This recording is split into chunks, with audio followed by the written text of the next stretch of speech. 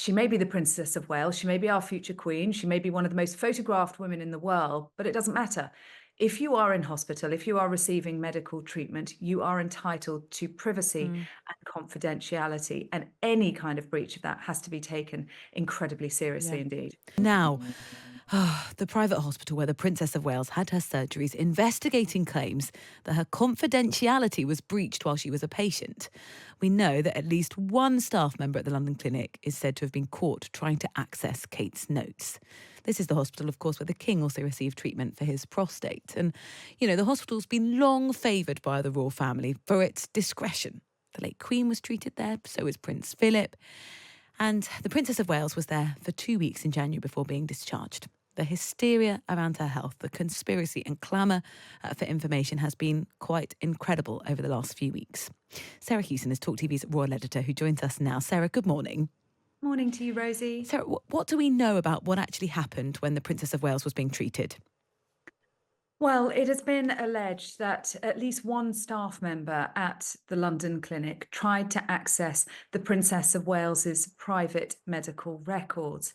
Now, the London clinic have said that anyone, no matter what their status or position, is entitled to medical confidentiality. And if this is true, it would be an incredibly serious breach of privacy. In fact, it is a criminal offence, and the Information Commissioner's Office has now said it has launched a review. We don't know the exact circumstances of this. Kensington Palace saying that it is a matter for the London clinic. But given, as you set out, Rosie, this is a clinic that prides itself on discretion, the privacy of its patients, having treated members of the royal family, the Queen, Prince Philip, Princess Margaret, former prime ministers, Clement Attlee, for example. John F. Kennedy was treated there.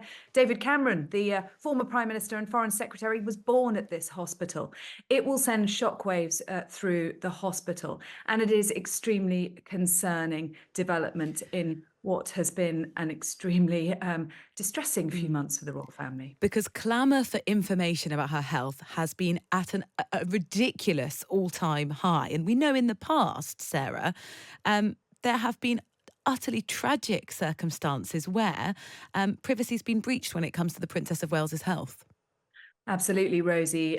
You may well remember back in 2012, the Princess of Wales, the Duchess of Cambridge, as she was then, was admitted to the King Edward VII Hospital, just a short distance away from the London Clinic in Marylebone, suffering from severe morning sickness, hyperemesis gravidarum. While she was in hospital, two Australian DJs made a prank call to the hospital. They pretended to be the Prince of Wales and the late Queen, Elizabeth II, and were put through to the Princess of Wales's nurse. The nurse who had initially taken that phone call subsequently went on to take her own life, the most tragic consequences from what was a hoax. But again, another privacy breach. And as I said, she may be the Princess of Wales, she may be our future queen, she may be one of the most photographed women in the world, but it doesn't matter. If you are in hospital, if you are receiving medical treatment, you are entitled to privacy and confidentiality, and any kind of breach of that has to be taken incredibly seriously Yeah. indeed. Sarah, I can imagine that people are asking you constantly, what do you know?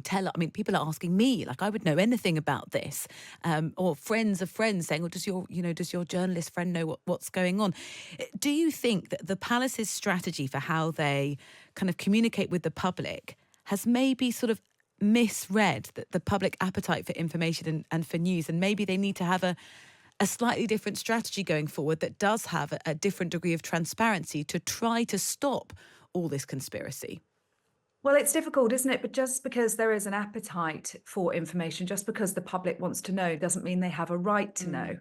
And I think Kensington Palace is grappling with this, maintaining the Princess of Wales's privacy for her own sake, but also, let's not forget, she's a mother of three young children, and trying to keep things as normal as possible for them, while also dealing with what has become feverish, frenzied speculation online about this story, not just here in the UK, but in the United States, where it's reached entirely new levels that I don't think anyone could have predicted, really. It's something the royal family have grappled with for a long time, just how much information you do give. And once you pull back the curtain a little bit and let the public in, does that clamour then grow greater and greater? And I think that's what we're probably seeing here. And of course, the fact that we have the king who has talked a little bit more about his diagnosis, comparisons being made with them. But all I would say is they're in very different positions, aren't they? One is the monarch, the head of state with constitutional duties, and one is our future queen, yes, but a very different role indeed.